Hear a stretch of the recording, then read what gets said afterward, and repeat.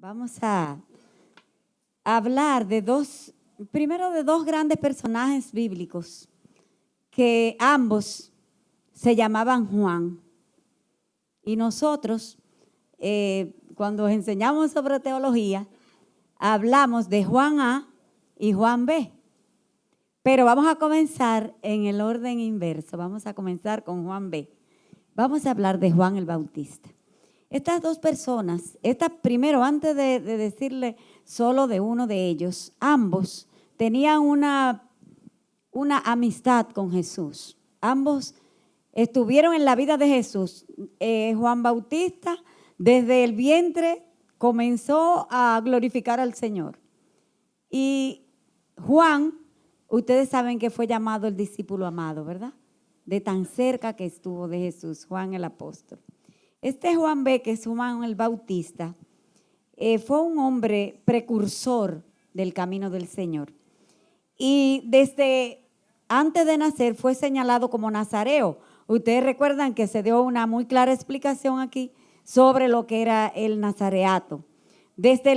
Antes de nacer, él tuvo el privilegio de anunciar con su salto dentro del vientre de su madre que sentía la presencia del Señor. Pero luego, su misión más importante fue que él tuvo el privilegio de anunciar el establecimiento del reino de los cielos como algo que era inminente, que se acercaba ya. Y lo hacía sin ningún temor. Juan el Bautista enfrentó a los gobernantes de ese tiempo. Y en su cara le habló del pecado que estaba cometiendo Herodías, y que un pecado terrible, que no viene al caso explicar en este momento, pero él le señaló a esta mujer su pecado y eso le costó la vida. Entonces, él, aún en medio de todas las dificultades que tuvo, Juan era un hombre que no miraba nada de lo terrenal. Incluso vestía con pelo de camello, dicen, algo sencillo, áspero, que no era agradable a la vista. Comía miel y langostas de esas silvestres, que son lo que nosotros llamamos las esperanzas, que son unos pajaritos verdes así, ¿verdad? Eso era lo que él comía. Pero tenía una voz tremenda. La palabra dice que el mismo Jesús dijo de él que no se había levantado un hombre nacido de mujer que fuera más grande que Juan el Bautista. Y cuando Juan hablaba con autoridad. Y él tenía un solo mensaje: arrepentíos y convertíos, porque el reino de los cielos se ha acercado. Era el único mensaje que tenía Juan. Y con esto preparó el camino del Señor en ese momento, al extremo tal que el día que Jesús, queriendo parecerse en todo, hacer todo como nosotros, queriendo pasar por todos los caminos, llegó al río Jordán a ser bautizado por Juan. Y Juan, cuando le vio, le dijo: yo no soy el que ustedes esperan. Hay uno que es más grande que yo, al cual yo no soy capaz ni siquiera de amarrarle el cordón de los zapatos. Y luego pasa todo un episodio ahí. Entonces Juan exclama que él quiere menguar para que Jesús crezca. Fíjese que estamos retratando a este Juan Bautista y lo vamos a comparar con otro Juan, Juan el apóstol. Juan el apóstol, el discípulo amado, le correspondió a él el honor también de ser alguien que hablara de lo que vendría más adelante. Entonces, también Juan habla del reino de los cielos. ¿Cómo es? ¿Qué va a pasar? ¿Cómo van a ocurrir las cosas? Y esto ocurre ya Juan siendo un anciano. Ya Jesús había partido al cielo. Y Juan, el apóstol amado, visualiza y escribe para nuestro conocimiento los acontecimientos con respecto al regreso de nuestro Señor. Mientras Juan el Bautista habló de la primera vez que venía el Señor, ¿verdad? Y que el reino de los cielos se acercaba, este Juan habla de aquella venida que todos nosotros estamos esperando. Entonces esta noche, tú y yo tenemos que asumir desde hoy, si no lo has hecho, el papel de precursor. Tú y yo tenemos la responsabilidad de predicar arrepentimiento. Esa es una palabra que a la gente no le gusta mucho que se la digan. Pero nosotros sabemos que arrepentirse no es más que un cambio de conducta con respecto al pecado. Que si vamos caminando así, de esta manera, y sabemos que es pecado y sabemos que lo estamos haciendo mal, entonces nos demos media vuelta y demos la espalda al pecado y comencemos a convertirnos, a ser personas nuevas realmente. Entonces, tú tienes que enseñar eso a todo el que se te acerque. Tú eres, como Juan el Bautista, un precursor de ese camino del Señor. Nosotros tenemos que hablarle a la gente, hermano, de la salvación, y tenemos que hablarle del futuro lleno de esperanza que tenemos. Porque nosotros, lo que por fe hemos sido hechos hijos de Dios, esperamos con anhelo ese regreso del Señor. Pero ¿saben? Ese regreso del Señor va a ser un día terrible para mucha gente. Entonces nosotros que estamos esperanzados en ese día, tenemos que mostrarle al mundo que nuestro interés no está aquí en esta tierra, sino que nuestro interés va mucho más allá de lo que nuestros ojos están viendo. Pero es necesario, hermanos, que nosotros nos dediquemos a estudiar, a escudriñar la palabra de Dios. De ese modo nosotros vamos a estar conscientes de los tiempos que nos está tocando vivir. Porque, ¿saben? Jesús no hablaba por hablar. Él decía que nosotros debíamos velar y orar. Porque Él conoce el ser humano y sabe que fácilmente nosotros nos disgregamos y comenzamos a tener un solo pensamiento en las cosas propias de lo que nos esté ocurriendo en ese momento, aquí y ahora. Y eso no es lo que Dios quiere.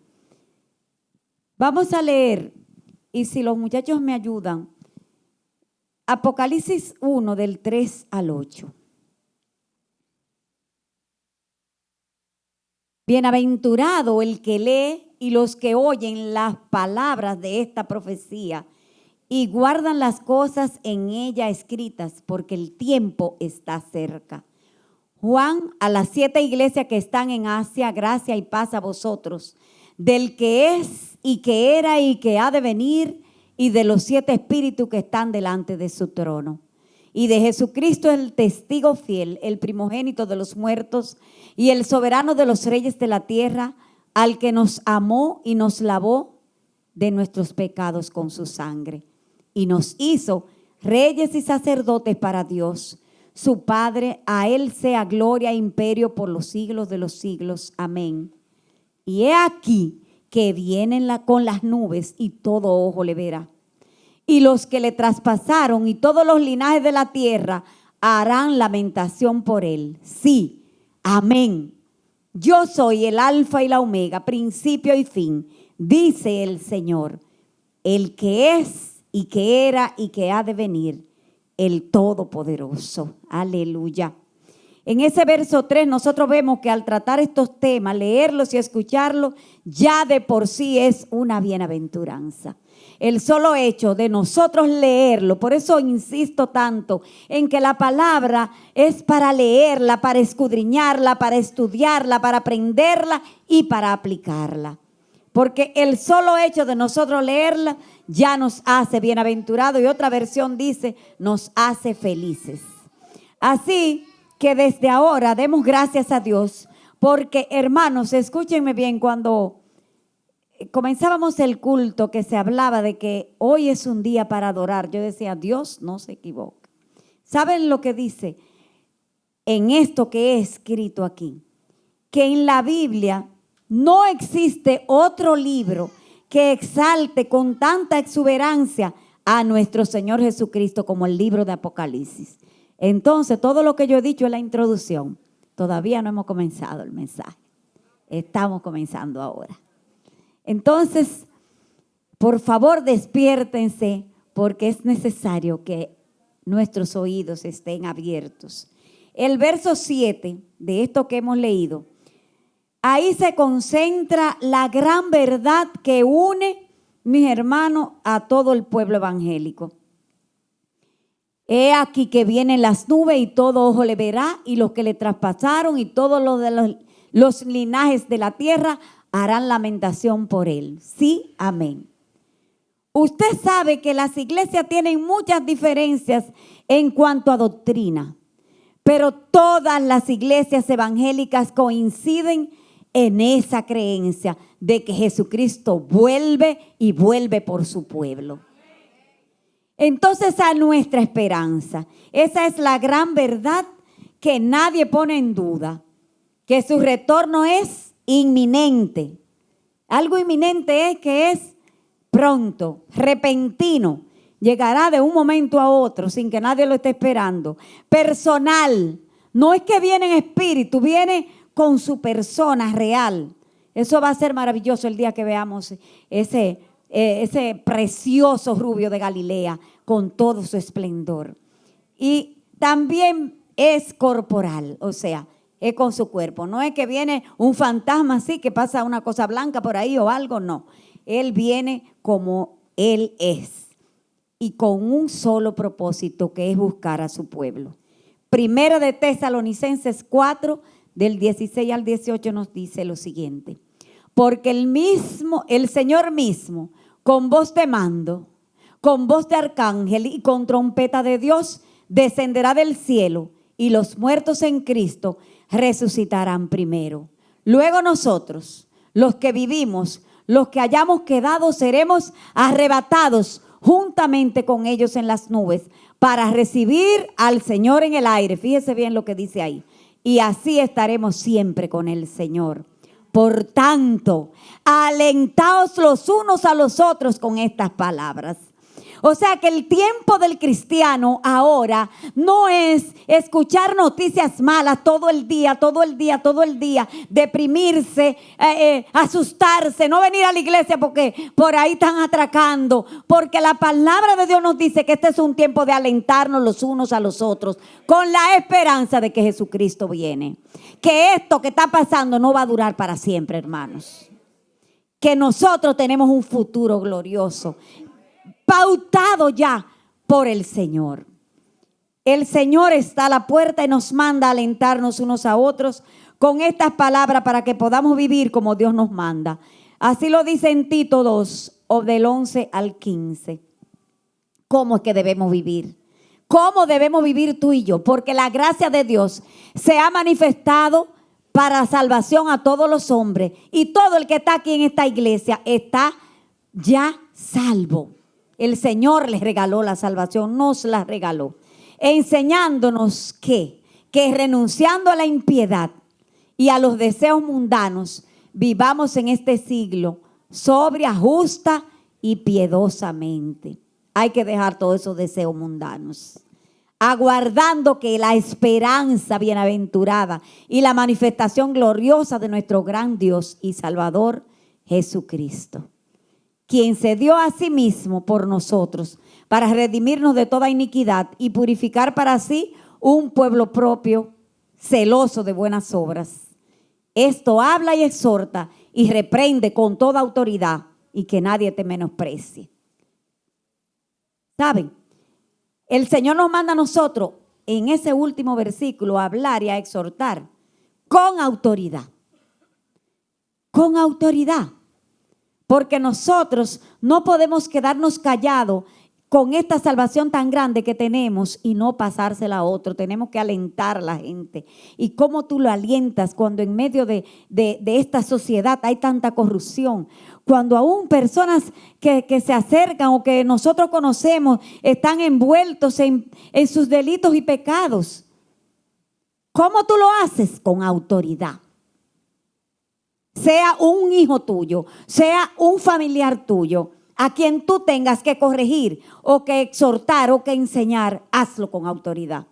Porque es la palabra de Dios que te dice, que te manda, porque saben, Dios nos va a pedir cuenta. Estoy bien aquí, yo estoy bien, bueno, yo lo dejo que haga lo que quiera. No, hay que decírselo, aunque le moleste. El Señor está a la puerta. Si nosotros, como iglesia, manifestamos el anhelo ferviente por su regreso, no apegándonos al aquí y a la ahora, el Señor vendrá pronto. Y si nosotros no manifestamos el anhelo por Él, el Señor vendrá pronto. Porque ya eso está escrito, hermano. Si tú quieres que Él venga, Él va a venir. Y si tú no quieres que venga, también va a venir. Mas la iglesia de Cristo anhela y debe manifestar ese anhelo de que Jesucristo venga. Porque nuestra ciudadanía, hermano, no es de esta tierra. Nuestra ciudadanía es del reino de los cielos. La pregunta ahora que muchos se harán, especialmente los jóvenes que están preocupados por el futuro. Y significa eso que nosotros debemos dejar todos nuestros proyectos de estudio, de vida, de matrimonio, de todo lo que sean proyectos en nuestra vida. De ninguna manera. ¿Saben una cosa, hermanos? El Señor nos dice que es necesario que cuando Él venga nos encuentre haciendo lo que nos mandó a hacer. Miren, busquen en Mateo 24, 46 y 47. Y saben, no solamente Él quiere que nosotros estemos haciendo lo que tenemos que hacer, que demos fruto, que estemos activos, que estemos obedeciendo, que estemos sometidos. Es de la única manera que nosotros podemos agradar al Señor cuando venga. Bienaventurado aquel siervo al cual cuando su Señor venga le halle haciendo así. Haciendo, mi hermano, lo que le han mandado hacer. De cierto os digo que sobre todos sus bienes le pondrá. Hasta por obedecer tenemos recompensa. Así es nuestro Dios. Nosotros debemos trabajar contentos también. Al Señor no le agradan las cosas hechas molesto o molestando, porque hay dos formas. Hay cosas que se hacen molestando y otras que se hacen usted molesto. Entonces voy a hacer esto, pero lo voy a hacer de esta y de esta manera. Es más, lo voy a hacer así, así, así. No, como le dicen que lo haga. Porque entonces eso no está pasando de ahí del techo. Eso no está llegando a la presencia del Señor. Dios en su infinita sabiduría no nos ha permitido saber el día ni la hora de su regreso, mas a través de su palabra nos ha dado señales y nos alerta de las cosas que sucederán. ¿Cómo sucederán las cosas y en qué orden? Hermano, muchos debates y muchas discusiones han originado las diversas interpretaciones que se da a toda esta palabra del Apocalipsis.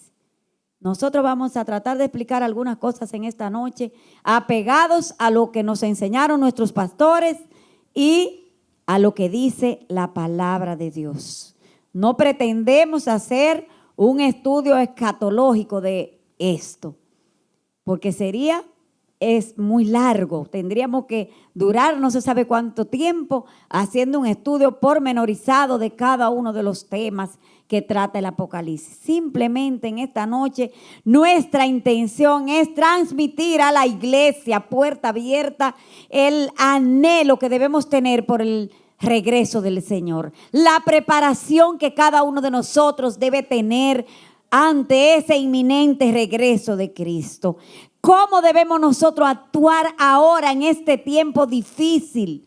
Donde quiera que usted va, usted está siendo atacado y perseguido. Donde hay unas leyes propuestas que usted se queda con la boca abierta. Nos quieren prohibir hasta predicar en las calles. Ustedes han escuchado eso, que hay unas leyes, que hay alguien que está proponiendo unas leyes para que los evangélicos no puedan ir casa por casa, ni puedan predicar en los parques. Hermano, es persecución eso. Entonces la iglesia no puede estar dormida, hermanos. Nosotros tenemos que estar sobrios, velando y orando para que las cosas ocurran, pero como deben ser.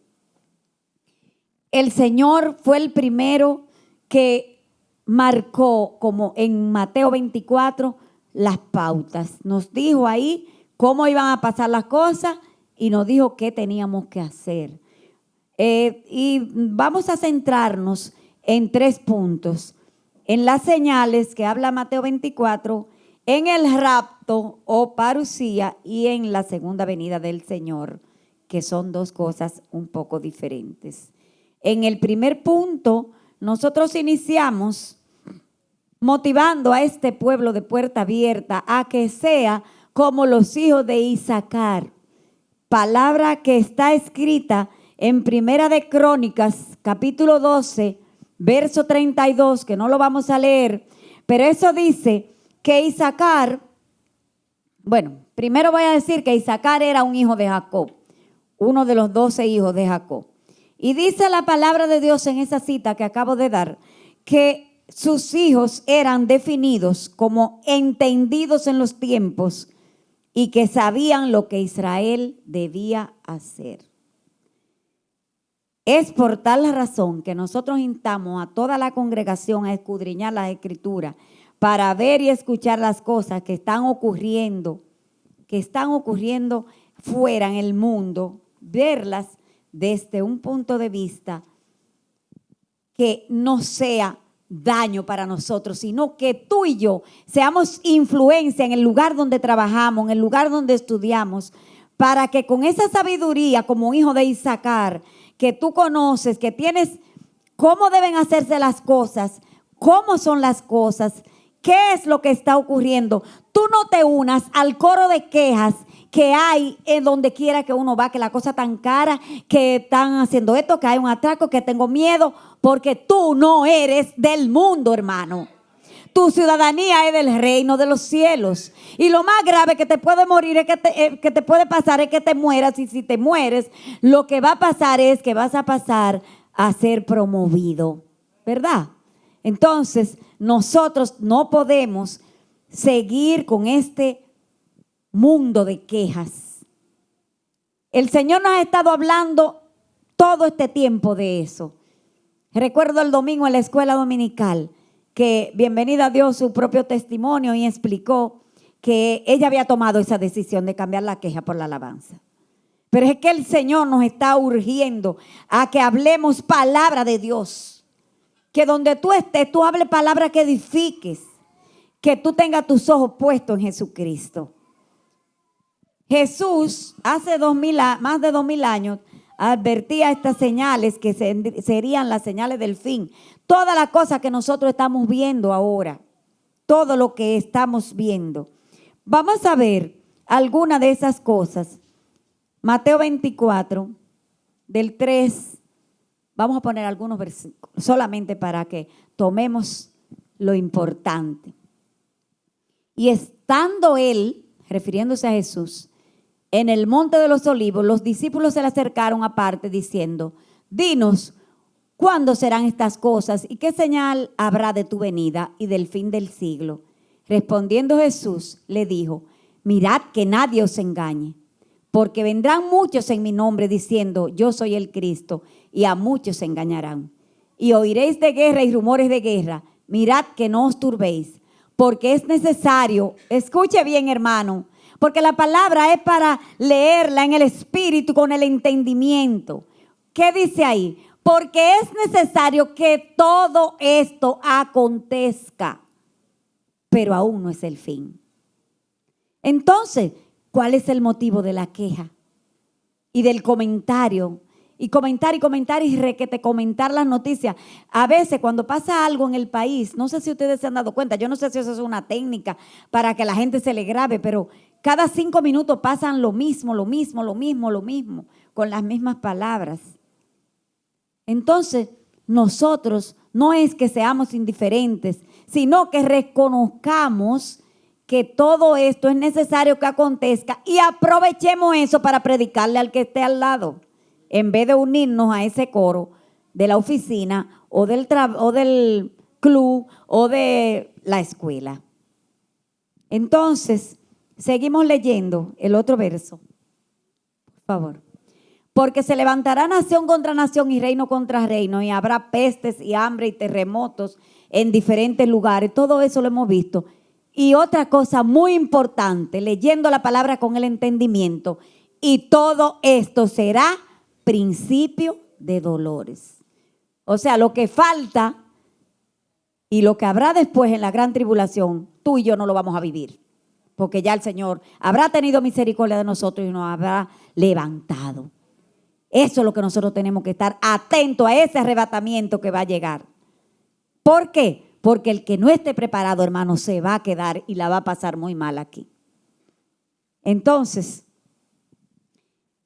¿qué es lo que viene después de toda esta señal? Usted va a coger a Mateo 24 y le va a pedir revelación al Señor para que usted lea todo eso y vea que todo lo que está pasando y ha pasado y va a pasar y algunas cosas que faltan de esas que se ha descrito ahí son reales. Entonces, luego que pase todo esto, dice la palabra de Dios, que será el gran acontecimiento del rapto. Rapto es lo mismo que arrebatamiento, es lo mismo que parucía. Quiere decir que el pueblo de Dios va a ser levantado cuando el Señor mande sus ángeles a tocar la trompeta y cada uno de nosotros, este micrófono se quede aquí, todo esto se va a quedar aquí. Y esto se va a quedar vacío porque de aquí no se va a quedar nadie en el nombre de Jesús. Hermano, vamos a ver en 1 Tesalonicenses 4, 17 y 18, a ver qué nos dice la palabra de Dios de esto. Bendito sea el Señor. Luego nosotros los que vivimos, los que hayamos quedado, seremos arrebatados juntamente con ellos en las nubes para recibir al Señor en el aire y así estaremos siempre con el Señor. Por tanto, alentaos los unos a los otros con estas palabras. Otra vez. El Señor vuelve y nos dice que nos alentemos con estas palabras. Para un mejor entendimiento de lo que va a ser esto, yo voy a hacer una comparación con una boda judía. En la boda judía, el novio, la novia está en su casa con su cortejo, con las damas, con las amigas, ¿verdad? Lo que nosotros decimos las damas de honor aquí. Y están esperando. Todo el mundo conoce esa espera de las vírgenes, ¿verdad? Entonces, ellas no saben a qué hora el novio llega. Ellas solamente saben que el novio va a llegar.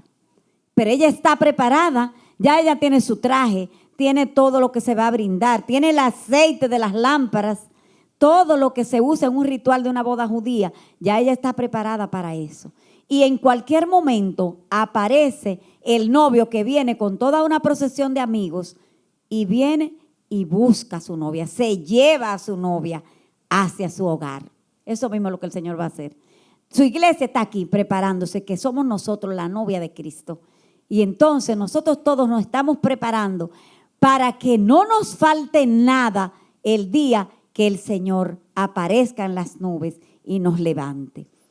Hermanos, el rapto, volvemos a repetir que no es lo mismo que la segunda venida. Es lo que creemos en esta iglesia. Hay otras iglesias que tienen un diferente criterio con respecto a eso. Pero lo que a nosotros se nos ha enseñado es esto. Entonces, en el rapto el Señor permanece en las nubes, como leímos en 1 Tesalonicenses 17. Y allí recibe a la iglesia. El rapto ocurre antes de la gran tribulación. Lo que vivimos ahora es solo principio de dolores. Entonces, el rapto, luego del rapto, Satanás estará muy activo en la tierra. Vamos a leer Apocalipsis 12:12. Apocalipsis 12:12. Gloria a Dios. Ahí, al igual que en Apocalipsis 6,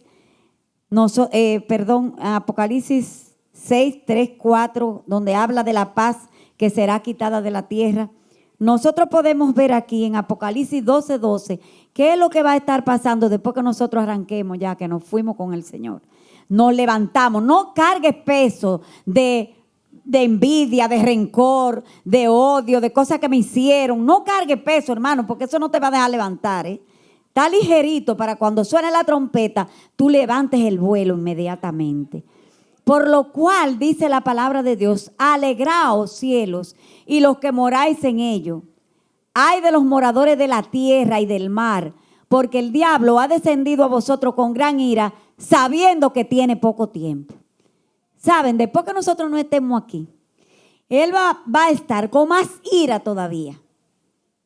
¿Y saben por qué? Porque le queda poco tiempo. Un día yo le pregunté a mi pastor Ramón Corniel, ¿por qué las personas cuando no conocían al Señor tenían miedo hasta de leer el Apocalipsis? Y él me dijo que el enemigo influye ese miedo sobre las personas porque ahí está escrito el destino final que a él le corresponde, el lago que arde con fuego y azufre, donde de ahí no va a salir jamás. Entonces quiere que le cojan miedo para que la gente no vea eso, ¿verdad? Entonces, cuando nosotros hayamos sido ya levantados, esa iglesia sin mancha, santificada, pura, como una novia linda, preciosa, estará formada por ti y por mí y por todos aquellos que como nosotros hemos puesto nuestra fe en Jesucristo y hemos guardado el testimonio. Porque sabe mucha gente que dice yo soy cristiano porque se crió en una iglesia. Pero las acciones y el testimonio que está dando no hablan de que es cristiano. ¿Ustedes creen que forma parte del cuerpo de Cristo? No forma parte del cuerpo de Cristo. Tiene que arrepentirse de nuevo. Tiene que buscar el rostro del Señor para poder entrar a formar parte de ese cuerpo que va a ser puro, santo, sin mancha y sin arruga. Ese cuerpo ya de nosotros allá será un cuerpo transformado y iremos nosotros a adorarle por toda la eternidad. Vamos a leer 1 Corintios 15, 51, 55. Bendito sea el Señor. He aquí os digo un misterio. No todos dormiremos. Alguna gente no se va a morir antes de que venga el Señor. Pero todos seremos transformados. Y en un momento, en un abrir y cerrar de ojos, a la final trompeta, porque sonará, se tocará la trompeta. Y los muertos serán resucitados incorruptibles y nosotros seremos transformados. Porque es necesario que esto corruptible se vista de incorrupción y esto mortal se vista de inmortalidad. Y cuando esto corruptible se haya vestido de incorrupción y esto mortal se haya vestido de inmortalidad, entonces se cumplirá la palabra que está escrita: sorbida es la muerte en victoria. Bendito sea el Señor. ¿Dónde está, oh muerte, tu aguijón? ¿Dónde, oh sepulcro, tu victoria? Bendito Dios. ¿Saben por qué? Porque ni aún la muerte nos va a poder retener. Cuando el Señor toque esa trompeta, nos levantaremos todos, iremos con Él. Bendecimos su nombre por esto. Después del arrebatamiento en la tierra viene la gran tribulación aquí. Aquí en la tierra, los que se queden aquí. Los que estén de desobedientes, los que estén queriendo ser como los chivos sin ley, se van a quedar. No lo digo yo, lo dice la palabra de Dios.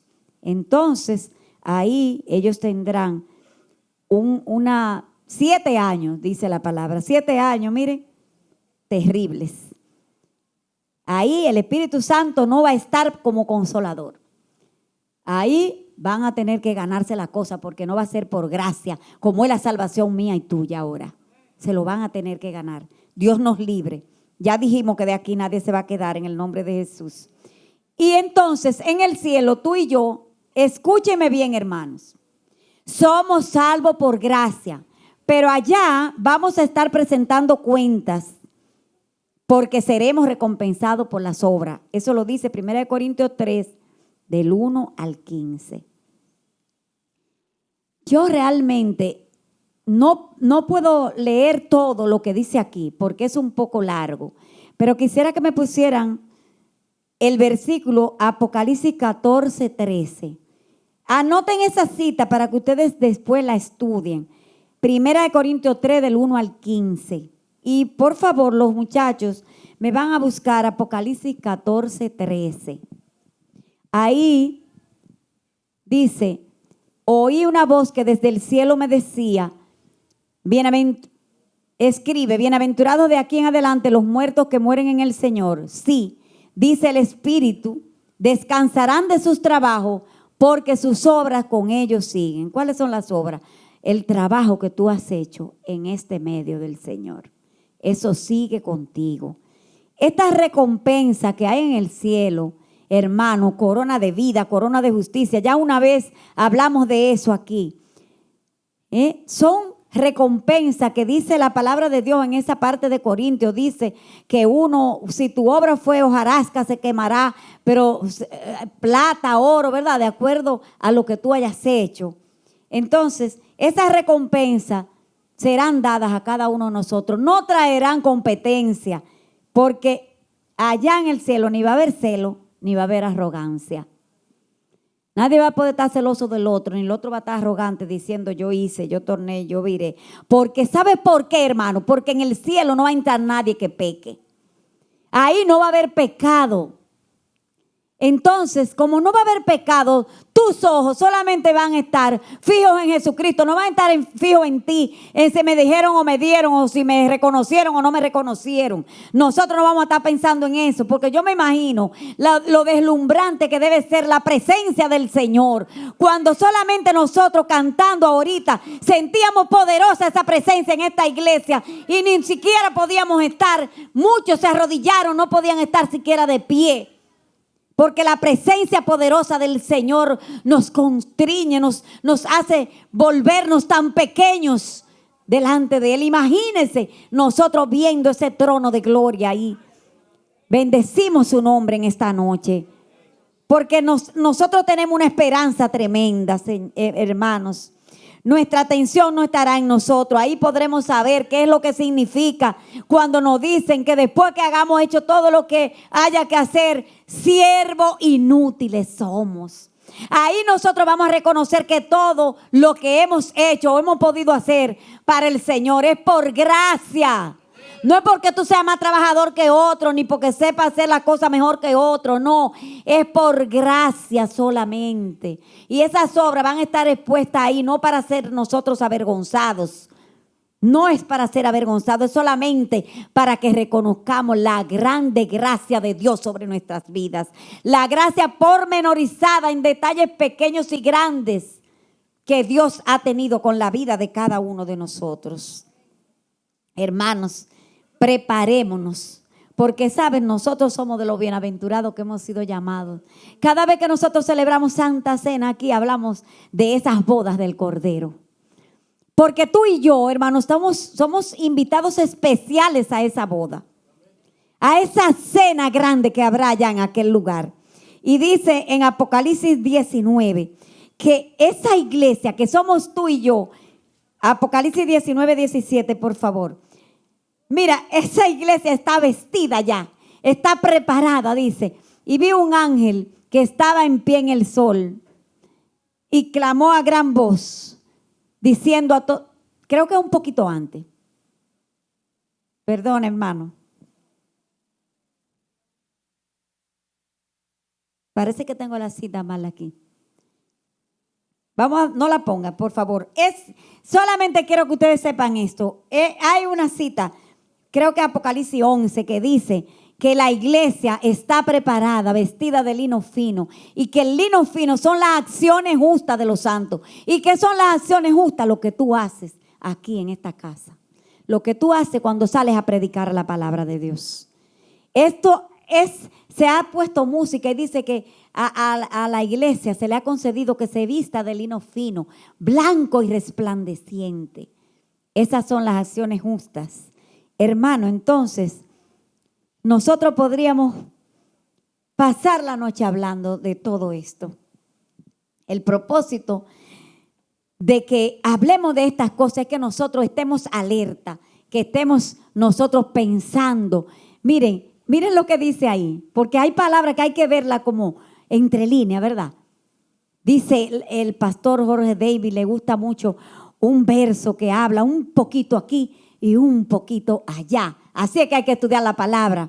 Un poquito aquí y un poquito allá. Y en ella y a ella, a la esposa, a la iglesia, a ti, a mí, a cada uno de nosotros se le ha concedido. O sea, se le ha dado el favor de que se vista de lino fino, limpio y resplandeciente. Ese es el carácter de la iglesia de Cristo. Una iglesia pura y santa, una iglesia limpia. Y nosotros, hermanos, tenemos que cuidar con celo desde esta casa, desde las cosas que hay en esta casa, hasta lo más alto que haya, hasta cuando esa presencia del Señor está aquí.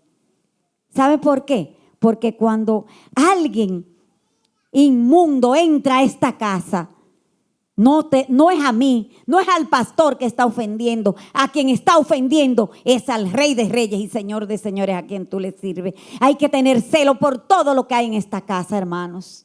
Nosotros tenemos que estar pendientes de esas cosas. Porque la iglesia no es solamente limpia de nombre. La iglesia tiene que ser limpia de acción. Cueste lo que cueste. Aún sean tus propios hijos, aún sean tus propios hermanos. Recuérdense que ahorita hablábamos de que es con autoridad que tenemos que actuar, que tenemos que exhortar, que tenemos que hablar. Porque por mucho que te quieras, si estás en pecado, no puedo decir que estás bien. Por mucho que te ame, que dé mi vida por ti, si es necesario, tengo que corregir y tengo que señalarte eso. Mientras más cercano está de ti aquel que está fallando, más rápido tú tienes que levantarte en el nombre de Jesús y señalar las cosas como son. Perdóname, hermano, si te estoy ofendiendo con esto, pero es lo que hemos enseñado y lo que vamos a seguir enseñando en esta iglesia. En el nombre de Jesús. Esa iglesia sin mancha, que no sea por mí que se dañe. Y cada uno de nosotros tome esta palabra para sí. Es mucho lo que podríamos seguir hablando, pero la verdad es que nos queda un tercer punto que está en Apocalipsis. Ahí sí que comienza la gran parte de todo esto. Pasan los 7 años de la gran tribulación, 3 años de paz, 4 años de que viene destrucción repentina, viene cantidad de problemas aquí en esta tierra. Y entonces, cuando se cumpla este tiempo, ahí es que se va a dar aquello que dice de que veremos al Rey montado en un caballo blanco, la segunda venida de Jesucristo. Entonces vi el cielo abierto, como es esta iglesia. Y he aquí un caballo blanco, y el que lo montaba se llama Fiel y Verdadero, y con justicia juzga y pelea. Y sus ojos eran como llama de fuego, y había en su cabeza muchas diademas, y tenía un nombre escrito que ninguno conocía, sino él mismo. Y estaba vestido de una ropa teñida en sangre, y su nombre es el Verbo de Dios. Y los ejércitos celestiales, vestidos de lino finísimo, blanco y limpio, le seguían en caballos blancos. Ahí vamos a venir nosotros, los que ya no fuimos en el rato, que ahora venimos con él, con vestidos de lino fino, montados también en caballos blancos. Aleluya, bendecimos tu nombre, Señor. Y de su boca sale una espada aguda para herir con ella las naciones. Él las regirá con vara de hierro, y él pisa el lagar del vino, el furor de la ira del Dios Todopoderoso. Y en su vestidura y en su muslo tiene escrito, dilo conmigo, hermano: Rey de Reyes y Señor de Señores. Ese es nuestro Dios. Ese es el Dios que vendrá, que reinará, que destruirá. Hermano, Satanás va a ser encadenado. Vendrá el milenio, pero el reino del Señor es por toda la eternidad. Y tú y yo vamos a ir disfrutando de eso desde ahora, de ese reino. Mientras tanto, mientras esto ocurre, comencemos a practicar la adoración. Eso es lo que vamos a hacer en el cielo, adorarle. Levántate, ponte de pie y vamos a escuchar esta canción. Vamos a escucharla, no. Vamos a cantarla en el espíritu y con el entendimiento, diciéndole al Señor lo que Él es, cómo es y lo que tú sientes en tu corazón por Él. Oh, Rabashanda, Raya Karabakaya la Sanda. Urra la bajaya, la sira canda. Santo eres tú, Señor. Cierra tus ojos, hermano. Y si te quieres postrar delante del Rey, póstrate. Santo eres, Señor. Santo, santo, santo. Gloria a Dios. Santo.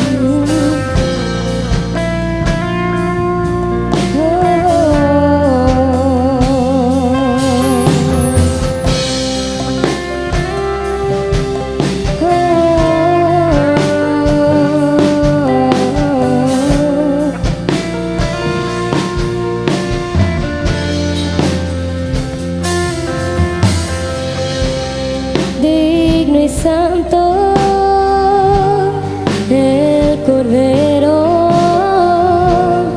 inmolado en la cruz. Nuevo canto levantaremos. Levanta tus manos al cielo Al que en su trono y adora a ese está. Cordero inmolado, al que está en el trono sentado. Levanta tus manos. Digno y santo el Cordero inmolado en la cruz.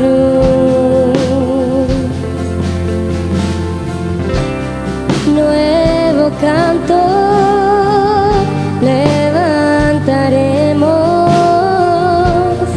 al que en su trono está.